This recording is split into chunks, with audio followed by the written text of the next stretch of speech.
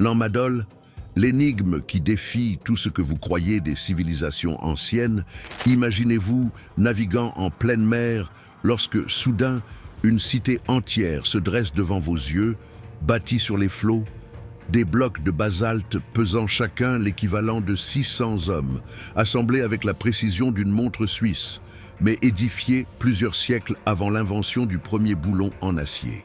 Comment un peuple ancestral, sans accès aux technologies modernes, a-t-il pu ériger une métropole sur l'eau en utilisant des blocs de pierre de jusqu'à 50 tonnes au cœur de l'océan Pacifique il y a des centaines d'années?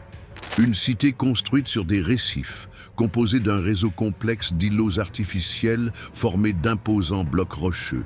Une construction réalisée sans machines ni outils contemporains, évoquant mythes et contes fantastiques. Pourtant, ce lieu est bien réel. Il s'agit de Nan Madol, situé sur l'îlot isolé de Pohnpei, dans la Micronésie. Depuis sa découverte, Nan Madol suscite une vive curiosité parmi archéologues, historiens et passionnés de théories alternatives. Les premiers récits écrits de cette cité énigmatique proviennent d'explorateurs européens du XIXe siècle, médusés par la grandeur des structures. Certains rapportèrent que la ville semblait l'œuvre de forces surnaturelles, alimentant légendes locales et mystères à l'international. Curieusement, de nombreux documents anciens décrivent des formations qui ne correspondent pas aux ruines visibles aujourd'hui, suggérant que certaines parties de la cité auraient été enfouies ou effondrées depuis longtemps. Mais comment une telle construction monumentale a-t-elle été possible, surtout au-dessus de l'eau? Quelle était la véritable fonction de ces massifs édifices de pierre?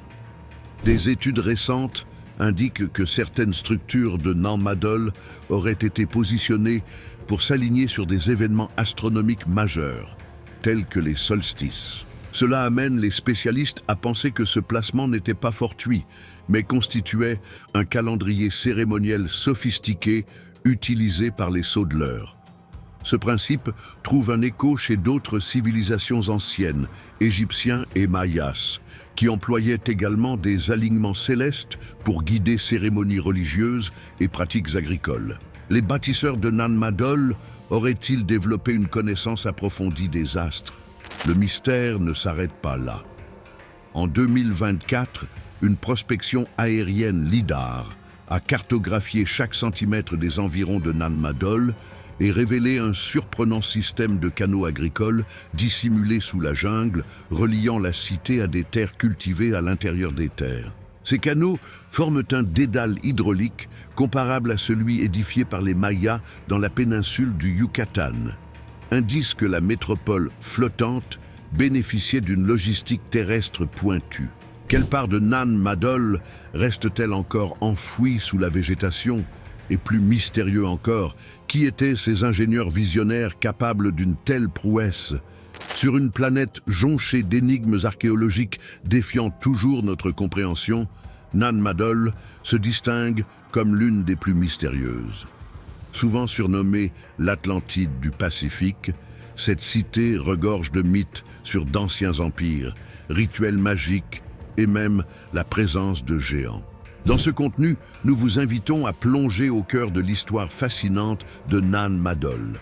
Nous en explorerons les origines, les récits mystiques entourant sa création et les théories scientifiques tentant d'expliquer son édification.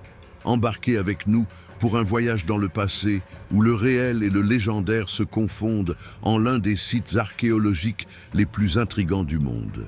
Envie de découvrir quel rôle jouent les géants dans cette histoire? Selon la légende locale, Nan Madol aurait été érigé par les frères jumeaux Olisipa et Olosopa, décrits comme des géants sorciers naviguant dans une immense pirogue venue du mythique Kanamwaiso. On dit qu'ils invoquaient un dragon volant, capable de faire léviter des blocs de basalte et de les emboîter comme autant de pièces d'un jeu divin. De nombreux habitants de Pohnpei croient encore que lors des nuits de pleine lune, on peut entendre le bourdonnement des pierres se déplaçant toutes seules entre les canaux. Cette légende ne serait-elle qu'un mythe ou l'indice d'une technologie perdue? Et ce que nous connaissons jusqu'à présent de Nan Madol ne représente-t-il qu'une petite partie de sa véritable histoire. Il existe des indices que ce qui est visible pourrait dissimuler des chambres souterraines encore intactes. En 2023, une équipe du IUA Forum a cartographié le fond de la lagune à l'aide d'un sonar multifaisceau et a révélé des murs fantômes jusqu'à 10 mètres de profondeur, formant des angles droits étonnamment symétriques. Le rapport, cependant, a divisé la communauté académique. Certains géologues soutiennent que ces murs sont des formations de récifs effondrés, tandis que des archéologues affirment qu'il s'agit des fondations d'une extension submergée de Nan Madol. La partie la plus ancienne de la cité serait-elle restée cachée sous les eaux, attendant de réécrire notre chronologie du Pacifique? De plus, de nombreux blocs de basalte présentent des marques inhabituelles qui ne correspondent à aucun outil de l'époque.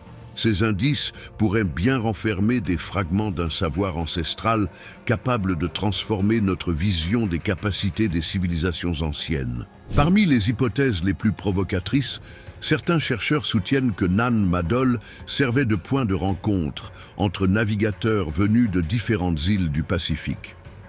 La découverte d'objets tels que des lames d'obsidienne, matériaux inexistants à Pohnpei, renforce la thèse d'un ancien réseau de commerce maritime.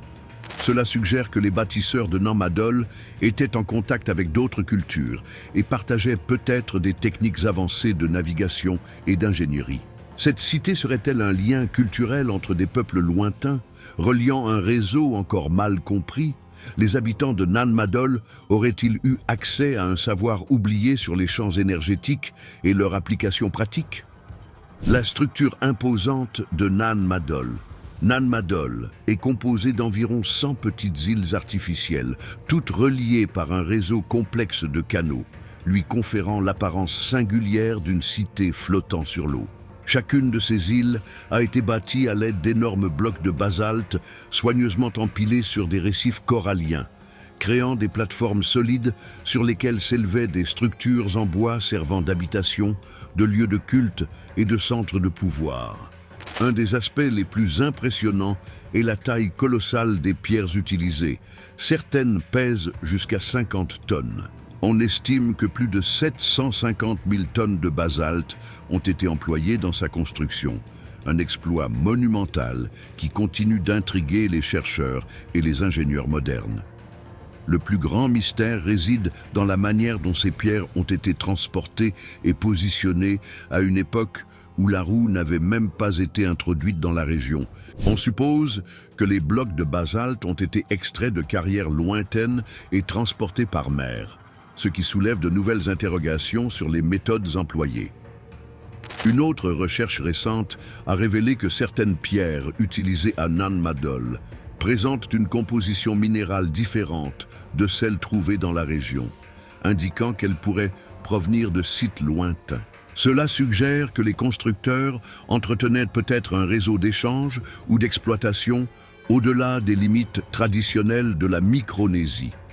Cette hypothèse a pris de l'ampleur avec une étude par fluorescence de rayons X publiée à la fin de 2024. Les chercheurs ont analysé 48 échantillons de basalte et ont confirmé que 88% des pierres provenaient de colonnes volcaniques formées il y a 7 à 8 millions d'années, situées à plus de 15 km en pleine mer, sur des falaises d'accès quasiment impossibles. Comment transporter des blocs de 50 tonnes sur un tel trajet sans roues ni bétail de trait? Chaque résultat de laboratoire pousse la question à un niveau encore plus intrigant.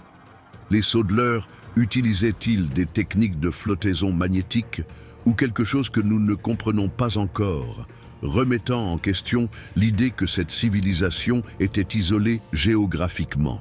Nan Madol reste l'une des plus grandes énigmes archéologiques de la planète, mais le temps est contre nous. Le rapport de l'UNESCO de 2024 alerte. L'acidité des océans a déjà augmenté de 30% depuis l'ère pré-industrielle et l'avancée pourrait atteindre 170% d'ici la fin du siècle. Si rien ne change, des parties cruciales de Nan Madol seront submergées ou dissoutes dans quelques décennies. Dans quelques instants, je vous montrerai des images exclusives des zones les plus menacées et j'expliquerai comment chaque visuel de cette vidéo peut aider à la préservation de ce patrimoine. Son héritage continue de surprendre par l'association d'une technique avancée, d'une organisation sociale complexe et d'une forte dimension spirituelle. Avec ses blocs monumentaux, ses îles artificielles et ses canaux complexes, la cité révèle un niveau surprenant d'ingénierie pour son époque. Cependant, le véritable fascination réside justement dans ce que nous ne savons pas encore. Les réponses ne seront peut-être jamais complètement révélées. La mémoire des Sodlers et le mystère qui entoure Nan-Madol servent de rappel de la valeur des traditions et des récits culturels. Les histoires d'êtres surnaturels et d'énergies invisibles liées à la cité montrent que, pour comprendre en profondeur des lieux comme celui-ci, il est essentiel de considérer non seulement la logique scientifique, mais aussi les mondes symboliques et spirituels que ses habitants percevaient. Nan-Madol demeure un mystère qui défie le temps et la logique, nous incitant à repenser ce que nous savons des civilisations anciennes. Ces ruines nous invitent à explorer les limites de nos connaissances historiques et à imaginer combien de secrets peuvent encore être découverts. Et si résoudre des énigmes comme celle-ci changeait à jamais notre vision du passé? Peut-être sommes-nous plus proches de la réponse que nous le pensons. Merci de votre visionnage et profitez. YouTube a séparé 2 vidéos incroyables de notre chaîne spécialement pour vous. Cliquez et découvrez. Nous sommes sûrs que vous allez adorer.